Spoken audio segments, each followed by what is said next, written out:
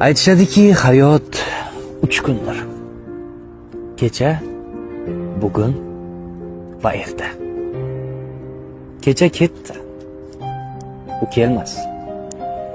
Erta esa yo kelar, yo kelmas. Bizda faqat bugun bor. Bugunni qadriga yet. Vaqt bu vaqt, dam bu dam, on bu ondir.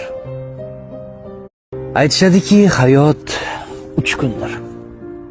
Kecha, bugun va erta. Kecha ketdi. U kelmas.